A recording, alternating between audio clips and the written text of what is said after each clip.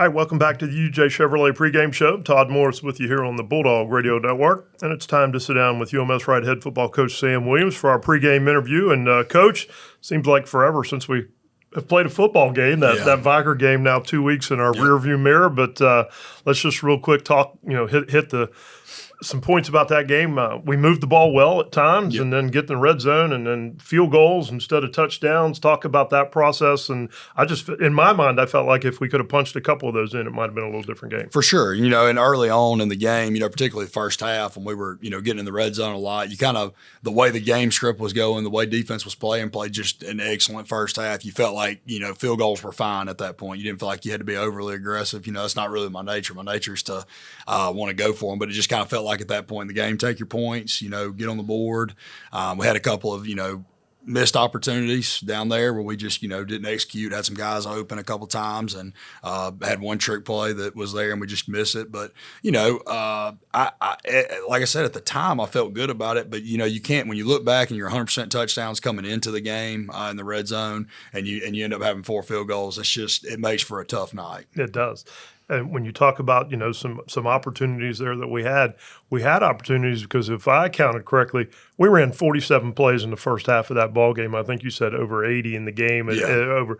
I'm still trying to wrap my head around that. Is that good or bad? I'm trying to decide from a football coach's standpoint, and is that a good thing or a bad thing, that running that many plays? I mean, I think it just spoke more to the athleticism that Viger had. We were having to earn every yard. So, you're when you're running plays fast, obviously you're going to run, more plays. But when you're getting, 3, 4, 5, and then we would get a penalty, then we get a chunk play. So I don't know that it was necessarily a good or a bad thing. I don't want to run 88 plays very often in a game. That's almost 90 plays. But I think, if you can run, 30, 35 plays, you're fine. But I think it spoke more to it was tough sledding, man. It was tough to move the ball against them. We were fortunate that we were able to do it for most of the night, but they were just super fast, man. So when we caught the ball, we weren't getting much yak or anything like that. It was get on the ball and run another play. You mentioned it real quick. Our defense had Viger off balance in the first half. And I even thought at halftime, boy, if we can just keep this up, we'll be in good shape. Well, they've kind of figured out in the second half, and especially that third quarter,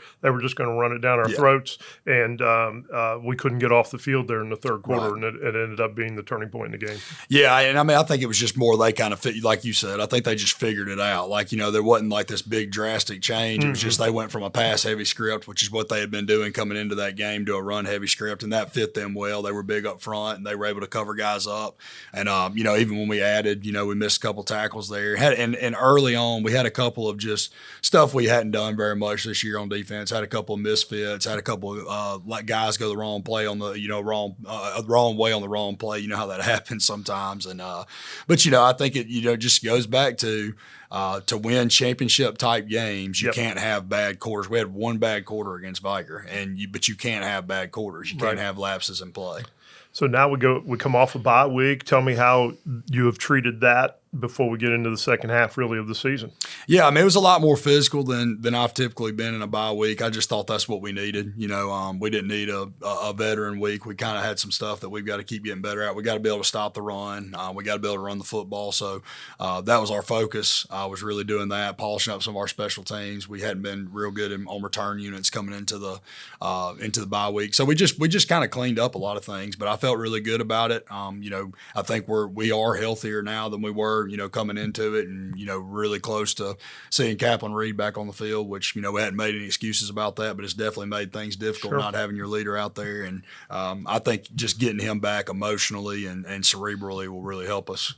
So we come off the bye week, and everybody in the state's in an out-of-region week this week.